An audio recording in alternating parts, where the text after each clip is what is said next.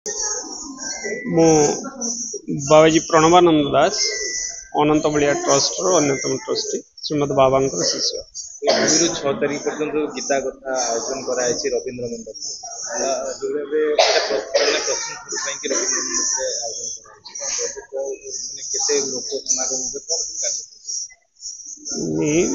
प्रथम थर नुह यह अनेक थर धरी अनुष्ठित है। गीता हूँ बाबा जीवन जीवन शास्त्र कहले बाबा गीता को ही बुझाते तेणु गीतारू सी जहाँ अनुभव करिसेंती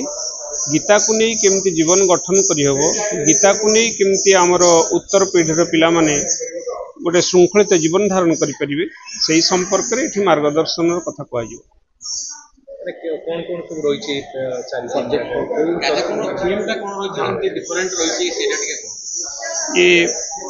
श्रीमद बाबांकर गीता गोटे घरोई गीता पारिवारिक गीता भाई भाई भितर केमती सुसंपर्क रमिति परिवार भितर गोटे बंधुत्वपूर्ण गोटे आत्मीयतार भाव सृष्टि हम आ कौन कले आमर सामाजिक जीवन एवं व्यक्तिगत जीवन सुधुरी जीव से संपर्क में बाबा गीता कहे। प्रथम कथा कहे कहीं पढ़ा गीता मु किए कौठु आसी मोर कर्तव्य कौन मु जदि आत्मा ताहले मोर जीवन रे आत्मीय मान को कहीं भूली जीवी। तेणु यही अनेक तथ्य और तत्व नहीं दीर्घ 5 दिन धरी एठी रवींद्र मंडप संध्या 6टा बेले बाबा गीता कथा कहे। विषय कौन कौन रही 5 दिन रे कौन गोटे कथा पितृमातृ कमिशन बाबांकर यह एक अनुभव तांकर दैनंदिन जीवन में प्रत्यह सकाल ठू संध्या पर्यंत शह शह हजार हजार लोक सहित से मिशुंट जो समस्या को से उपलब्धि करुँचे वार्धक्यतार आज कौ भली भाव बाप माँ मैंने हैरान होती से क्षेत्र में पुओ बहु एम सब को दूर विदेश रोचे कहीं पचारुंट कहीं पचारूना बुझाणा भूल होची ए सब क्षेत्र में बाप माँ पाखे गोटे आईन रहिले हुए तो से वार्धक्य जीवनटा शांति कटिव से बाबा यह एक अनुचिंता।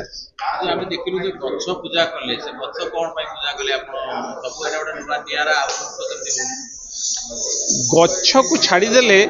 जीवन नहीं गच्छ प्रथमे सृष्टि होता तापर मनुष्य सृष्टि हेले किंतु जो गच्छ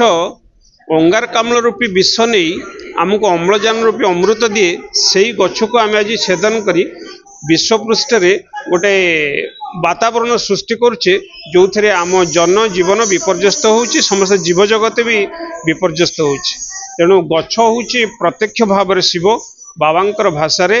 ये परिवेश होची कैलाश परिवार होची वैकुंठ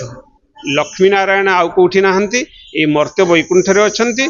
परिवेश रे जो शिव सी होचंदी गच्छ से गच्छर सुरक्षा करा जाऊ सी आम विष रूपी अंगारकाम्ल नौ आमको अमृत रूपी अम्लजान दौ। 5 दिन जो रही प्रोग्राम प्रवचन कार्यक्रम केवल नुहे आमर परिवार संपर्कित गोटे सेमिनार हम जो थे ये भुवनेश्वर स्थित समस्त सांप्रदायिक चिंतार धर्मीय अनुचिंतार थिबा मार्गदर्शक माने आसिबे विचार करिवे ये प्रकृति में भारत वर्षर पारिवारिक सांस्कृतिक जीवन आज ठीक अच्छी कि जदि नाही ताहले मु जो बाटे कहूँ सेटा ठीक ना बाबा बलिया जो पटे कहते सेटा ठीक ना अनुकूल चंद्र कहते सेटा ठीक ना रामकृष्ण परमहंस कहते सेटा ठीक समस्ते मिसिकी आमे आम पारिवारिक जीवन को सजाड़ा। परिवेश गोटे सेमिनार अच्छी जो थे विशिष्ट परिवेशविद मैंने जोगदेवे एवं से माने चिंता करेंगे जे आमे को भली भाव में आम परिवेश को सुरक्षा करवा उत्तरदायित्व मान को उपयुक्त शिक्षा एवं सचेतनता प्रदान करवा जो थे आमर परवर्ती दायित्व मान जो मैंने आसवे से माने भलरे बंची पारे। तत्सहित गणतंत्र मध्य एक कार्यक्रम अच्छी जो गणतंत्र 4टी स्तंभ आज ता भितर समन्वयता रहुनी परस्पर को दोषारोप करुवा कथा आम भावुला बेले वर्तमान समस्ते निज निजर दोष बखाणुचंती। तेणु आमे जदि गणतंत्र को आपणेले राजतंत्र को विदाय देले अथच गणतंत्र को जो भली भाव में अणागला किंतु ता विषय प्रशिक्षण किसी दिगलानी से प्रशिक्षण बा सचेतनतार कार्यक्रम नहीं आम ये नुह सारा भारत वर्ष रे अनंत बलिया ट्रस्ट तरफ श्रीमद बाबा कार्य कर ना ना ना विशिष्ट परिवेशविद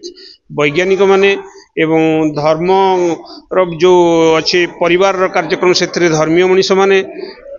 गणतंत्र चारि स्तंभर व्यक्तित्व माने समस्ते जोगदेवे एमिति कि सुप्रीम कोर्ट रो जस्टिस अनंग पट्टनायक मध्य कार्यक्रम को उद्घाटन करेंगे एवं ओडिशार विशिष्ट लोक मैंने जोग देकर निज निजर वक्तव्य रखिए। हरे कृष्ण हे प्रभु जगन्नाथ